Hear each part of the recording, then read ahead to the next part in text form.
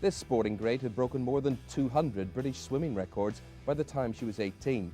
She won Commonwealth golds and World Championship silver. At the Olympics, she took a silver, denied the gold only by an East German who in later years admitted cheating. She is Sharron Davies. Sharon, how strongly do you feel that as a sporting great, you could have been greater, having basically been cheated out of an Olympic gold in 1980 by the East German winner? I guess I feel a bit sad about it. I was more cross at the time than I am now, because it's not a revelation that they were cheating. I mean, we always knew, and we tried to get something done, but you know, it was just we were beating our heads against a brick wall. So in lots of ways, it's nice for me now that it's common knowledge what went on. At least I feel as if my point's been proved a little bit. But we're talking about drug abuse here. Yeah. You see, but all we know is the interviews that we saw at the time. And I mean, you look quite happy to have finished in second place and had your silver medal. But it was just common knowledge amongst the teams then. Yes, amongst everybody really. I mean, it was common knowledge from the early 70s through to obviously till the war came down in 89. Period of time they tested on about 10,000 East German athletes, men and women, but obviously women, they were making the biggest difference. They reckoned about 10% they were able to improve, which is a vast amount. And that happened all the way through my career. So I think by the time I got round to racing in Moscow, I was racing for that silver medal. I mean, I didn't really believe that I could beat someone who was swimming times a world record that stood for 18 years. 40 metres to go, and this girl has a lead of almost 25 metres. Sharon Davies turning in equal second place with Szopek of Poland. So Davies is on for a silver medal at this moment. But this girl Schneider has a lead of getting on for 30 metres now. 4:42.77 is the Olympic record. The world record is 4:38.44. She's all by herself. 4:38.44. It's a new world record.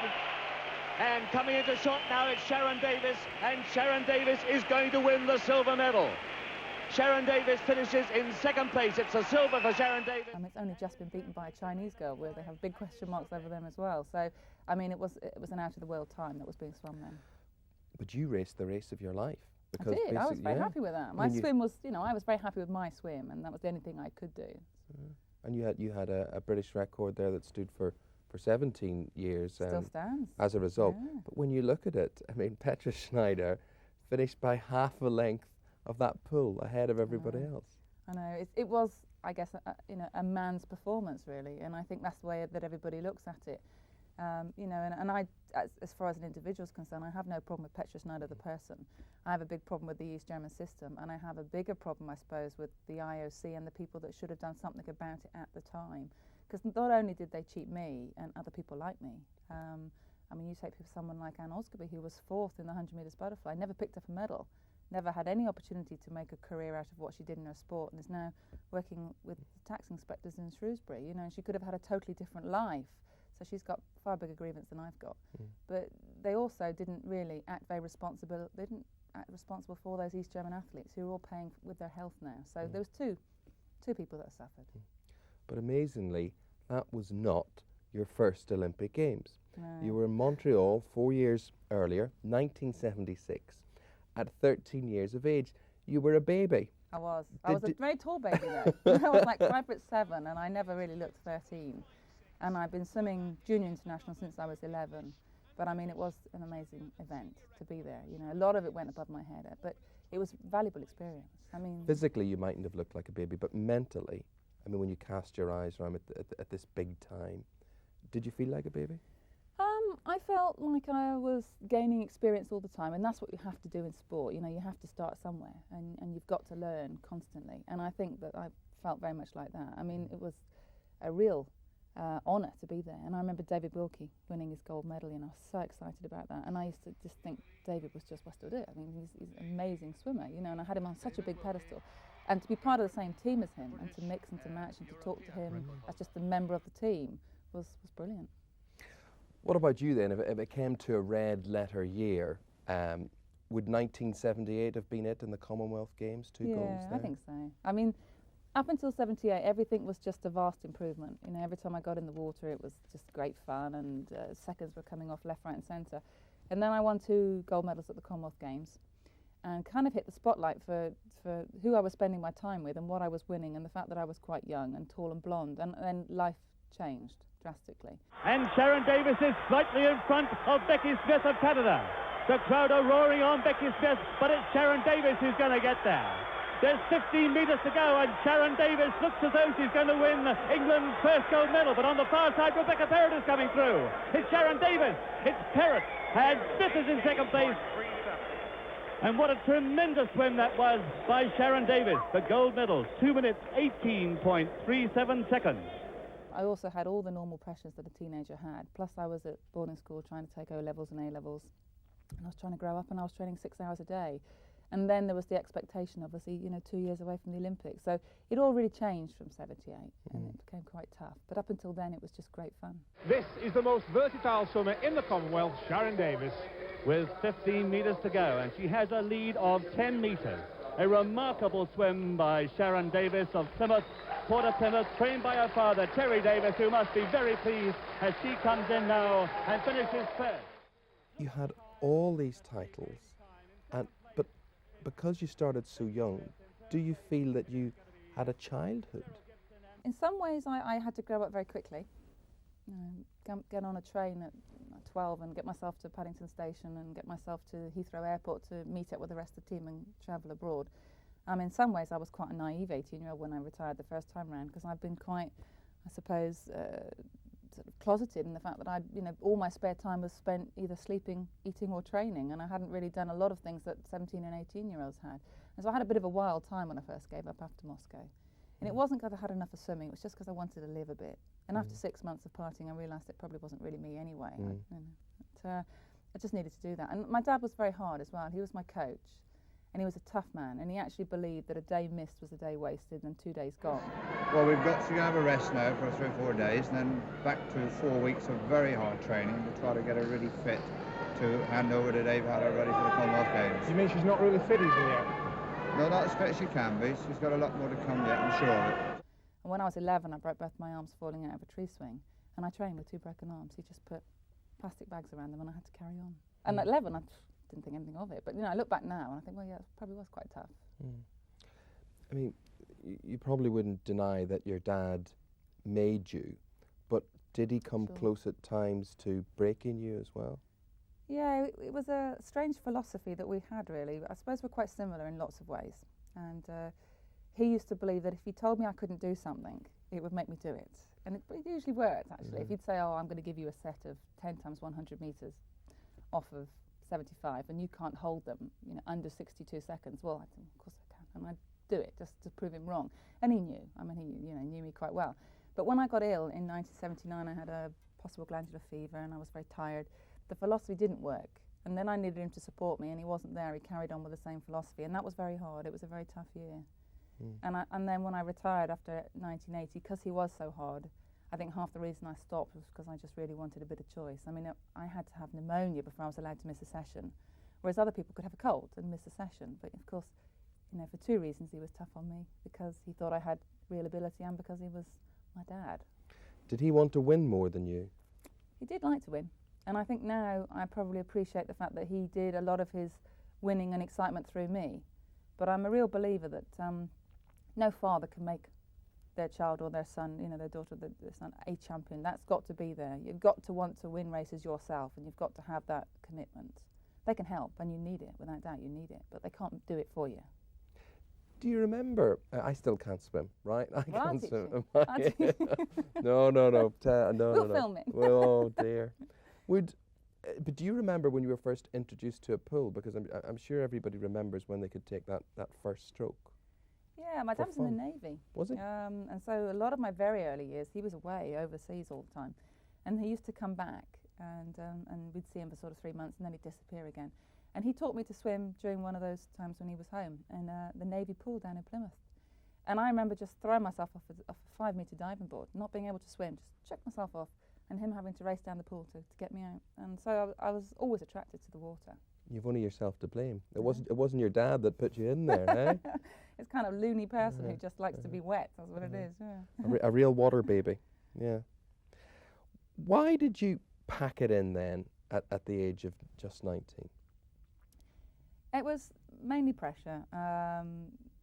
It was just a matter of really needed a break. I mean, I needed some time off. I needed to go away and just to, to be 18 really, and just to enjoy myself and live a little bit. I had the opportunity to go to the States and with a scholarship, but there was very little money in swimming. There still isn't very little money in swimming. We've got great swimmers and they struggle along, and people like Mark Foster and Sue Rolfe who are world beaters, and nobody's ever heard of them. It's very wrong. And it's not really changed an awful lot. So it was quite tough financially, and I had to make those choices. And you either swam or you didn't in those days. You couldn't take 6 months off like you can now and just go away, relax and come back again.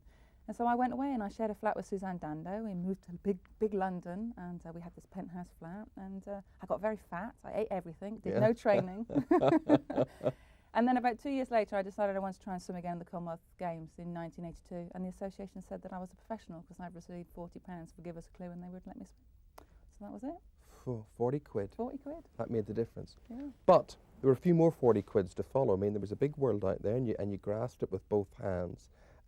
Swimming and having the profile that you did, it must have opened a lot of doors for you. But you must have had a bit of business acumen as well. Yeah, I think business sense and also determination and flexibility, I think, is what you have to have in a career really that's in broadcasting or in the media or in the public eye, because you have to take the opportunities that come your way. And I think what you learn as you go on is not necessarily what you do want to do, but you learn what you don't want to do, and then that gets taken out of the equation. And I know, and power to your elbow, but I know I don't want to do breakfast television because it's too hard, and I can't get up at 3 o'clock every morning. I can't put my son to bed. I can't be there for my kids. So therefore, that's not something I want to do anymore. But it was a great experience, and that's, I think, what I've done is I just learned to go with the flow, really. When did you suddenly realise, because I'm sure you were so dedicated to your career that other girls your age, girls you'd gone to school with, whenever they were getting ready, they were going out to discos at night and dating boys and whatever. You were in the pool every waking hour, I'm sure, to train. Stank of chlorine everywhere I went. Turned your hair blonde. When did you realise that there was a living to be made out of being glamorous? Was there somebody? I mean, your father trained you in the pool. Was there somebody outside who shaped your life outside? No, not really. To be honest with you, if someone had said to me, "Well, you're tall and blonde. Let's take advantage of it," I probably would have been quite surprised. I mean, it just materialised. I mean, it was never organised. It was never worked out that way. It was never schemed that way. It's a paper hanger, and that's what the paper hanger comes up with. I mean, I am tall and blonde. I mean, I could look like the back end of a bus I'm made of some people or whatever, but I was tall and blonde, and even if I'd had a nose out here, I still would have been tall and blonde. I'm nearly 6 foot tall and I've got blonde hair, whether it's the chlorine or the hairdressers, it's blonde. And so it was an opportunity that kind of just came my way, and you just go with it. I mean, it was never schemed. What were your strong points as a swimmer? And then I'm going to ask you what were your weak points. What did you bring to the sport that won you all those titles? I think I'm a very positive person. Someone said to me, "Sharon, is this cup half full or half empty?" It's always half full. And I think that's really important. And I'm a real believer that everybody has something that they are very good at. The secret in life is just to find that thing. And I was really lucky to stumble, I suppose, on the thing that I could do quite early. And it's given me the confidence to do lots of other things. So I think that's I am quite a positive person. So you could win many a race then in your mind? I think after a while, I'd stand at the end of the pool, 8 people, and people would say, "Oh, Sharon's in lane 6, she's going to win." Well, the race was never won until someone won it, but anything could happen. But I think confidence makes a big difference. It really does, whether you're going for a job interview or whatever you're doing in life. If you go in there and you believe in yourself, then other people will believe in you. So you're radiating that around you and therefore intimidating the opponent? Without even meaning to. I don't think it was ever a deliberate thing. I just think even if you fail at something, you learn from it. So then you just go back and do it slightly better, hopefully. What were you bad at? What were your weaknesses then as a swimmer? No patience. No patience whatsoever. I'm a bit better now, but I was always quite argumentative with Dad, but it worked for us. I mean, that was, we'd have great, notorious blazing rows on the side of the pool. People would buy tickets to come and watch. But it did work for us. I mean, that was the thing, we were both very, very similar. Oh, I'm sure there's loads of faults, really. I mean, loads of faults. But in terms of technique or anything, was there anything that always gave you difficulty? No, Stamina, endurance? No, I think probably from that point of view, I was technically quite a good swimmer, and Dad always put a lot of emphasis on technique, and we did a lot of work. We would go to Canada and swim with the best coach in the world at that time. We'd go to America and swim. Lots of family money was spent sending me all over the place. You know, he was always quite meticulous with stretching and warming up. If I was given a set to do, I'd always descend it. So the last one would always be the best one. I'd have to warm into things. And I'd say now, I'm naturally someone who's a worker. I'm not ultimately gifted. I have to work at it. Compared to Derek, Redmond, my husband, he's gifted. I mean, he's really gifted. As an athlete? Oh, so gifted, it's untrue. I mean, he could just go and do anything tomorrow and do it instantly. I have to work at it. But I don't mind the hard work. Well, you wanted to work at it again. What lured you back to swimming in 1988, was it, after 7 years or so? Yeah, 89 really. It's the Olympic Games in 1988. I was working for the radio and the television out in Seoul. And they just brought trust funds in. So the reason that I couldn't come back before that was because I'd been branded this professional in 1982. And then they brought trust funds in, which meant that I could pay my mortgage, pay my HP on my car, do all the things that everyone else has got to do, and still swim.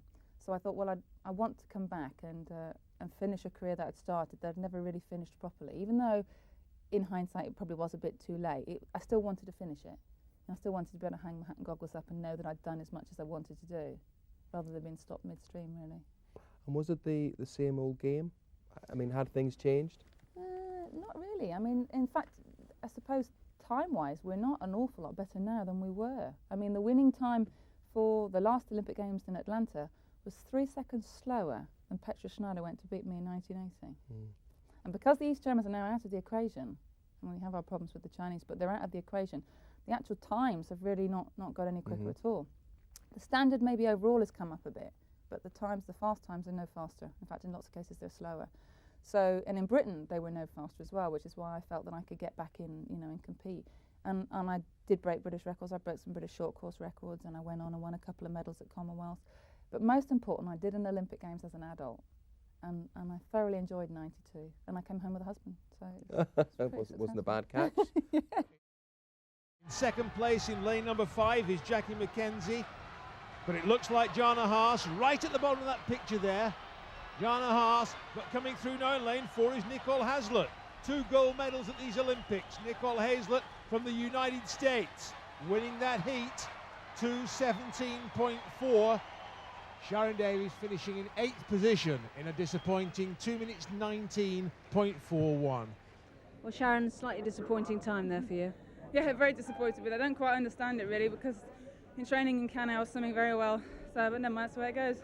So if events and the scene around the meetings and whatever hadn't changed that much, you had changed. You'd obviously changed. I'd grown up a lot. Yeah, but also you had you were famous. You had this high profile in media terms and whatever. How did people around you react to you coming back on the scene?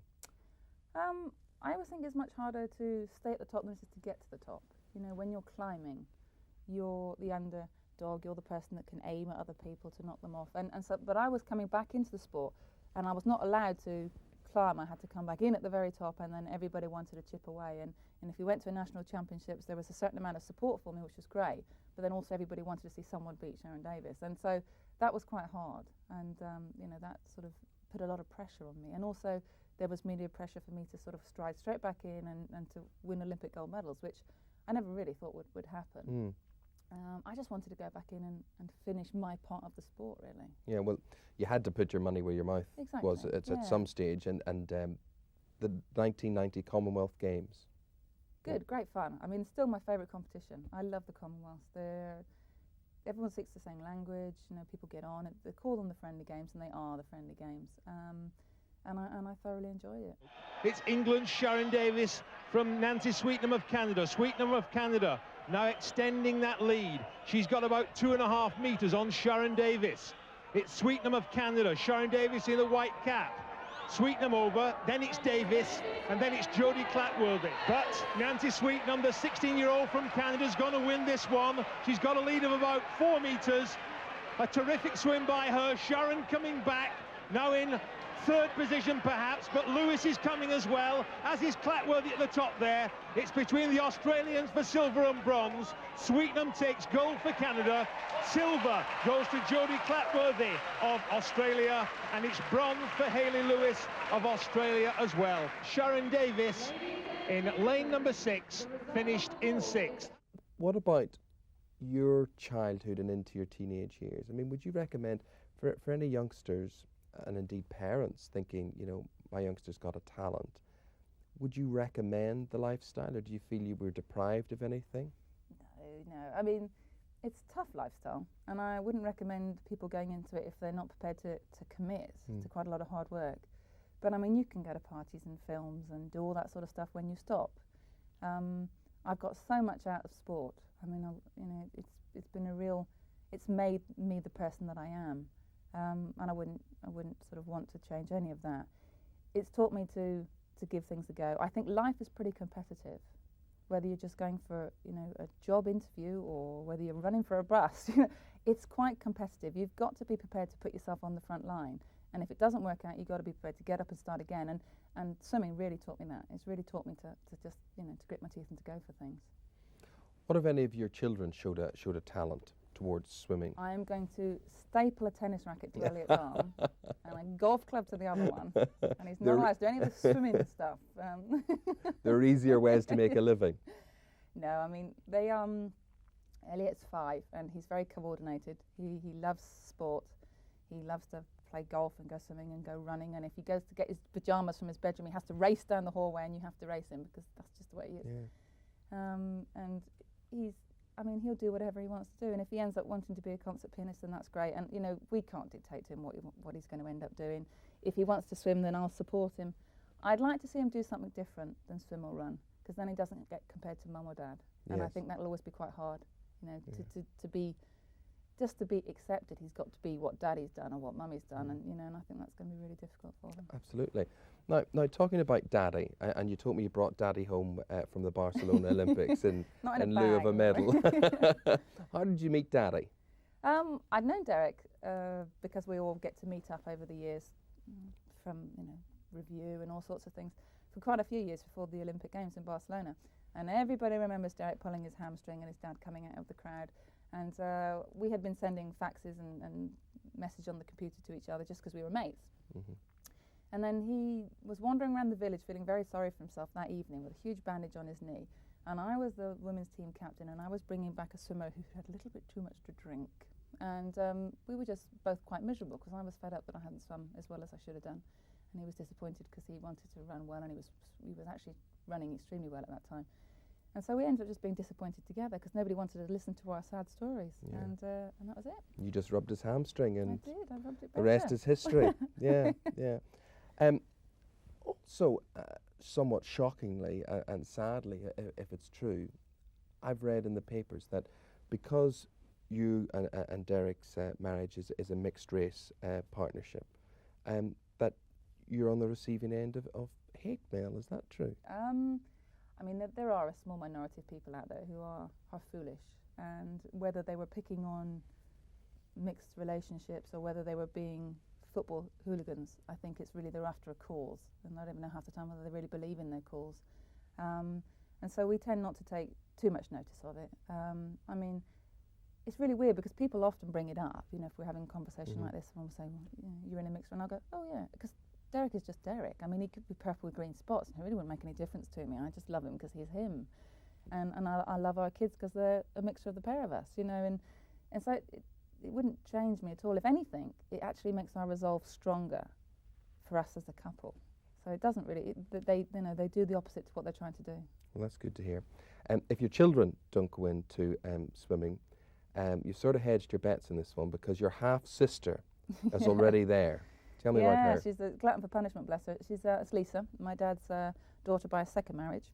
She's just 15 now, and she swims at Millfield.